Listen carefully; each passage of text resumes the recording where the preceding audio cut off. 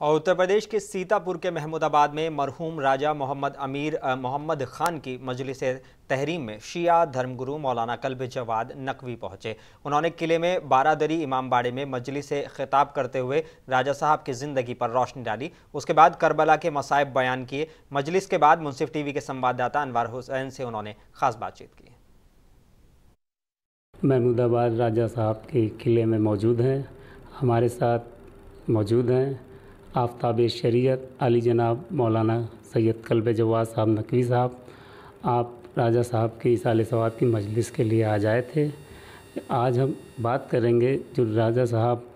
راجہ محمد امیر محمد خان صاحب کا جو انتقال ہوا ہے اس سے سماج کا تو نقصان ہوا ہی ہے، ہم چاہیں گے آپ اس پہ تھوڑی روشنی ڈالیں سر۔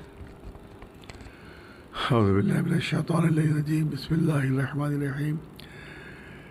راجہ صاحب کی شخصیت جو ہے ظاہر وہ محتاج تعارف نہیں ہے، اور پورا ان کا خاندان جو ہے وہ ہمیشہ انہوں نے سماجی خدمت بھی کی اور علمی خدمتیں بھی کی ہیں، اور خاص طور سے ان کا جو بدرۃ الواعظین ہے لکھنؤ میں اس کے ذریعے سے بہت زیادہ خدمتیں ہوئی ہیں، اور بہت زیادہ کتابیں جو ہیں اس کے ذریعے سے شائع ہوئی ہیں۔ وہاں پر علماء، بڑے بڑے علماء جو ہیں وہاں کے اوپر انہوں نے وہاں پر تبلیغ دین میں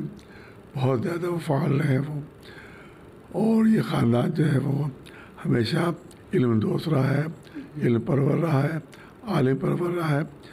اور خود بھی عالم رہے وہ، عالم دوست بھی تھے اور علم دوست بھی تھے، خود بھی عالم رہے۔ خاص طور سے شاعری کے میدان میں، مرثیے کے میدان میں ان کی بہت زیادہ خدمتیں ہیں، اور خود لوگ مرثیے کہتے بھی تھے اور بہت عمدہ مرثیے پڑھتے بھی تھے، اور خود ہمارے راجہ صاحب کے والد ان کی چچا بہت ہی مشہور مرثیہ پڑھنے والے بھی تھے، اور لوگ یہ مرثیہ گو تھے، اور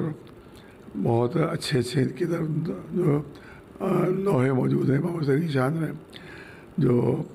زبادت ہے تقریباً وہ، تو اگر یہ دیکھا جائے تو ہر لحاظ سے ایک بہت بڑا قومی نقصان ہوا ہے، ادبی نقصان ہے، سماجی نقصان ہے،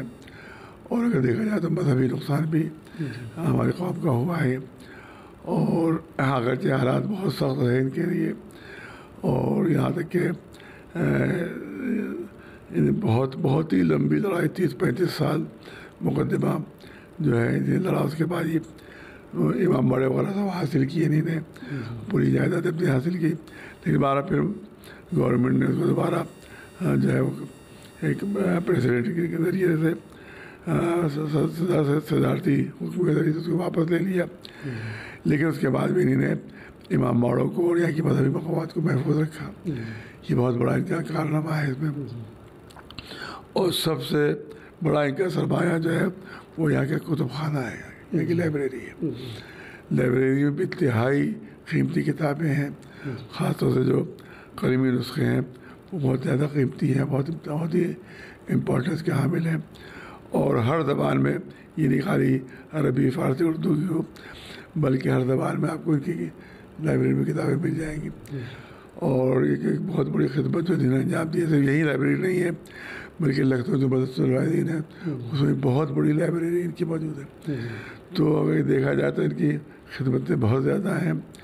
اور ظاہر ہے اس پر جس میں جتنی بات کی جائے کم ہے، اور ان کے ماشاء اللہ جو بیٹے ہیں وہ بھی ماشاء اللہ کافی پڑھے لکھے ہیں،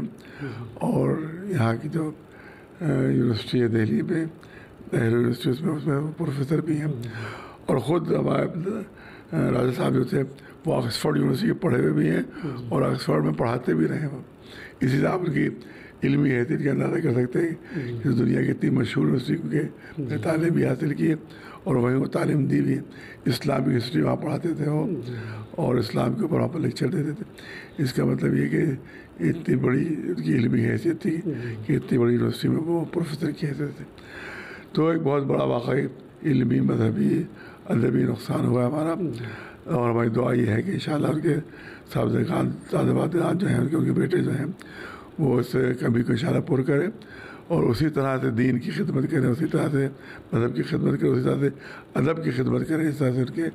والد نے اور उनके आबा अजदाद ने की, यही हमारी दुआ और करीब है. तो ये थे हमारे साथ शिया धर्मगुरु आली जनाब मौलाना कल्ब जवाद साहब. आपने कहा है कि